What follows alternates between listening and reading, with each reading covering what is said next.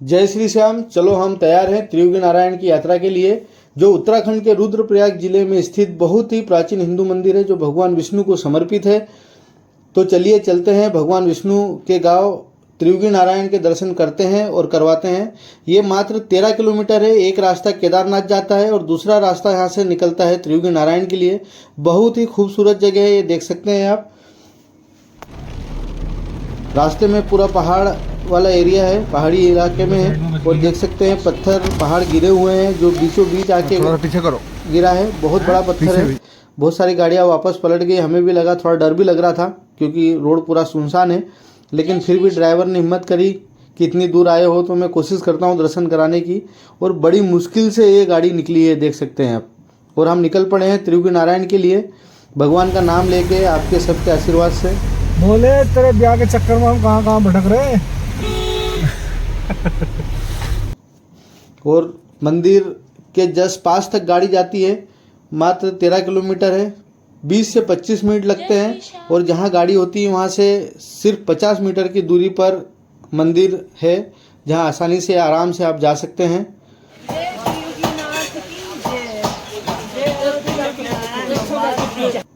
त्रियुगी नारायण का अर्थ है तीनों योगों का नारायण। यह स्थान सृष्टि के प्रारंभ से ही है और बहुत ही पवित्र है। ये मंदिर का प्रांगण है, आप देख सकते हैं। मंदिर बिल्कुल जैसे केदारनाथ का मंदिर है, उसी तरह का यहाँ पर मंदिर बना हुआ है। ये मंदिर आप देख सकते हैं। अब हमने पूजा का सामान ले लिया है, हम चलते हैं नीचे, आपको दर्शन कराते हैं। आप मेरे इस चैनल को लाइक सब्सक्राइब करिए और बने रहे मेरे साथ में। मंदिर में 4 कुंड है, ब्रह्म कुंड, रुद्र कुंड, विष्णु कुंड और सरस्वती कुंड। पहला ब्रह्म कुंड, जहाँ पर देवताओं ने स्नान किया था। जब भी आप यहाँ आते हैं तो यहाँ अगर स्नान नहीं करते तो जल लेके अपने आप को पवित्र कर सकते हैं। कुछ धार्मिक कथाओं के अनुसार इन कुंडों में स्नान करने से संतानहीनता से मुक्ति मिलती है। ये ब्रह्म कुंड है, जहाँ पर स्नान किया जाता है। ये रुद्र कुंड है, यहाँ पर भी स्नान किया जाता है। आप अपने आप को जल लेकर पवित्र कर सकते हैं।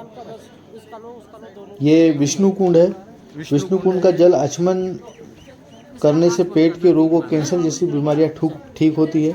ये 3 बार इसका आचमन करते हैं और इसको घर भी लेके जाते हैं। कोई भी बीमार हो या घर में आपको लगता है तो आप रख सकते हैं। कोई बीमार है या किसी भी तरह की कोई समस्या है तो इस जल का आचमन आप घर पे भी डेली कर सकते हैं। यह भगवान शिव पार्वती के विवाह स्थल के रूप में भी जाना जाता है और बहुत पवित्र स्थान है। पर्वतों के राजा थे राजा हिमालय, उनकी बेटी थी माता पार्वती। अब शादी करनी थी तो गणेश जी नहीं थे। कोई भी शुभ काम होता है तो सबसे पहले गणेश पूजा होती है। तो राजा हिमालय ने क्या किया, उन्होंने यहाँ पे भगवान विष्णु की स्थापना की और अपनी बेटी का कन्यादान भगवान विष्णु को साक्षी मन के किया। पहले प्रांगण में पहला ब्रह्म कुंड और दूसरा रुद्र कुंड, दोनों में पंच स्नान होता है। तीसरा विष्णु कुंड है, वहाँ का जल आचमन किया जाता है, उससे आंतरिक बीमारियाँ दूर होती है। ये वाला है सरस्वती कुंड। इसमें तर्पण होते हैं, जिनके माता पिता दादा नानी जो भी गुजर जाते हैं वो तर्पण करते हैं।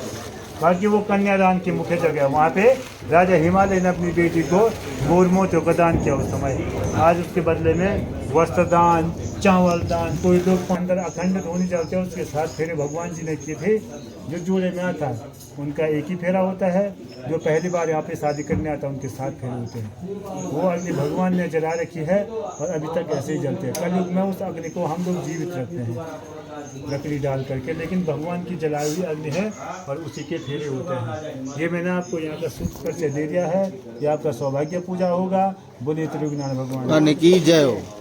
ये भगवान शिव पार्वती का विवाह स्थल के रूप में जाना जाता है। भगवान विष्णु की उपस्थिति में ही शिव पार्वती का विवाह संपन्न हुआ था। कथाओं के अनुसार भगवान विष्णु ने माता पार्वती के भाई की भूमिका निभाई। वो ब्रह्मा जी ने पुरोहित का कर्तव्य निभाया और इस तरह से भगवान शिव पार्वती का विवाह संपन्न हुआ।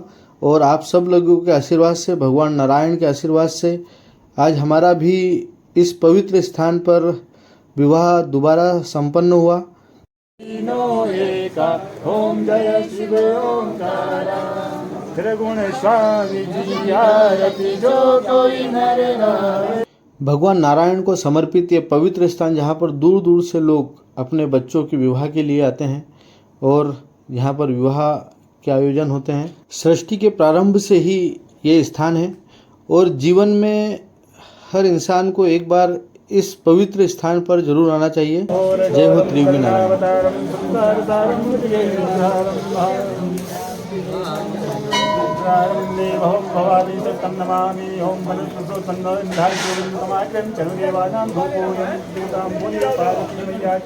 आपका हाथ जलना नहीं चाहिए। अब ऐसा है कि एक दूसरे को माला आप सभी बड़े जहाँ पर हो वहीं से अपना आशीर्वाद हमारे पे बनाए रखें। ये वरमाला भी हो गई हमारी और हमारा विवाह संपन्न हुआ। बस फ़र्क इतना है कि पहले अजितेश हमारी शादी में नहीं था, अभी इस बार वो हमारी शादी में शामिल हुआ।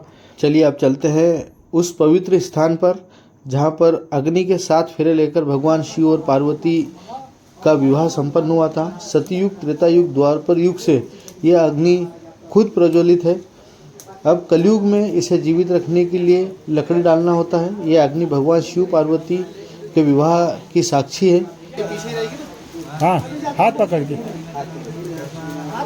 मंदिर में अखंड ज्योति जलती है, इसे अक्षय अग्नि भी कहते हैं।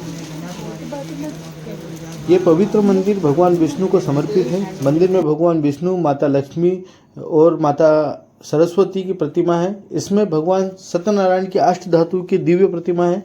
मंदिर में भगवान विष्णु के वामन अवतार की पूजा की जाती है।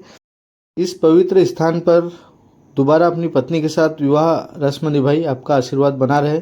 ये मंदिर के बाहर ब्रह्मशिला है जो विवाह के सटीक स्थान का प्रतीक है। हम वापस निकल चुके हैं।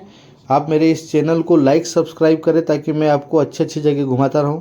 ये वही पत्थर है जब हम गए थे उस समय, जब रास्ते में मैंने आपको बताया था कि बड़ी मुश्किल से हम लोग गए हैं। लोग तो वापस पलट रहे हैं, अभी भी वापस जा रहे हैं लोग, लेकिन हम लोग वापस आ गए हैं। और भगवान का नाम लेके डर बहुत लग रहा था क्योंकि मौसम भी खराब है, पानी भी आ रहा था कंटिन्यू और पहाड़ से पत्थर भी गिर रहा था। ये पहली बार देखा, लेकिन फिर भी हम जिस उद्देश्य के लिए निकले थे हमारा उद्देश्य पूरा हुआ। भगवान नारायण का आशीर्वाद पूरा मिला हमको। भैया वापस पलट गए। उत्तराखंड आने का सही समय मई, जून और सितंबर, अक्टूबर। आप मेरे चैनल को लाइक सब्सक्राइब करें, आपका आशीर्वाद बना के रखें। जय हो त्रियुगी नारायण की जय।